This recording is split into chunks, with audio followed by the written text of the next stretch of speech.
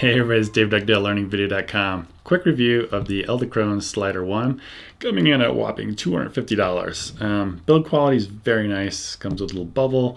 It has a friction side here and a lock that takes a long time to lock it in place. Build quality is really good, but is it worth $250? I'd say no. Is it worth $80? I'd say yeah. I went to NEB and I think since I went by their booth, they'll give me a discount of, I can't remember, 20%. So I could get this maybe for around $200 or so if my math is right. Something like that. Anyway, so what I might do is sell this big Canova slider that I've had sitting in my closet over there for years, and I haven't used it in a long time because I just don't like lugging it around. Whereas this one is so tall and so it's light, I could just throw it into my camera bag, and it's just a no-brainer to bring it. Now, can you get really good slides with it since it's so short? I say you have to think about it. You have to be more inventive. You have to put things like in front of the lens like I am here, and I can barely see them. It's not the greatest shot, but what I'm going to do here, I'll show you. I'm going to take the friction all the way off. The lock is all the way off, and I'm just going to do the best I can. Now there's different methods, and I've only used this for like the last 30 days, so I know over time I'll actually get better at it. There's different methods, like do you take your, like sometimes I'll take this finger, yeah, you can see it, and I'll like drag this one on the ground, like next to it like that. You see how I'm dragging it on the ground to add a little bit of friction.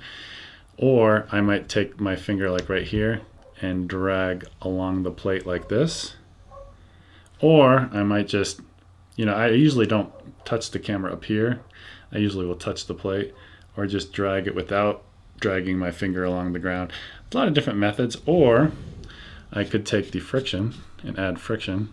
So I've just added a bunch of friction and do a slide this way. And I'll slide it back. And that's with friction applied. Some friction applied. And it's not too bad. Hey, let me loosen the friction. Let me demonstrate the lock. I think they could have done a better job with this one. You really have to crank it into place, and see it didn't do it. And it was like I went the wrong way. And now if I go this way, you really have to, there, it won't go anywhere. But this takes a while to lock and unlock, which is kind of a pain in the butt. I wish there was just like a little flip switch, like on other sliders or something like that. So here, I'll show you some shots around a pool that I've done. It works for the most part. A lot of times I'll notice that I'll have to do the pass 3 or 4 times to get a good one that I like. Sometimes I'll use tricks like filming at 30 frames per second, and I'll slow it down to 24, and that will smooth some of the imperfections out.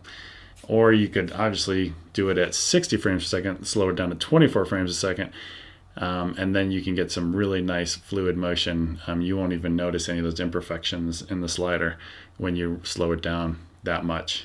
But if you're doing 4K footage and you're trying to do slides, like here's one example I think I was doing at the pool. I was doing it over and over again, and I could never get it to the point where I really liked it. You can see I'm doing multiple passes here because I really liked the way the light was hitting that particular water bottle, and I just was trying it over and over again, and I ended up just using a stagnant shot, and I never used it. So what I'd love, and I don't know if they could do this, but if you could like have a model like this one, but little tiny motor, maybe it's powered by a couple AA batteries, you just clip it into place, and then maybe has a little knob on the top for adjustment of speed, and that it can go back and forth, and the motor could do it for you electronically, and a perfect slide each time. Because if you had like an actor, I doubt you're going to be using something like this tiny thing, but if you had an actor you're revealing, let's say you're going from, you have a wall, here I'll create a wall, and then the actor's coming into frame, and he has to say his line. Well, if you screw it up, your slide, and doesn't look good, you're going to have to ask the actor to do it over and over again, which I kind of doubt you're going to use this kind of device. You're probably going to use something more like, there's other sliders out there with motors and stuff like that. You'd probably do something back that, or that new LiveTech that I saw at NEB, that was really nice. It had like, it was like hydraulic wheels or something like that, and it was really, really smooth. Once you got the inertia and they got the speed up, you ramped it up to speed, That slider was amazing, but it's a bit longer like this, and I would never carry it because it's this kind of problem. You know? What I might do is I might buy this because I found it so convenient, and even though it does take multiple passes, I might pick up one of these we're using my NAB discount.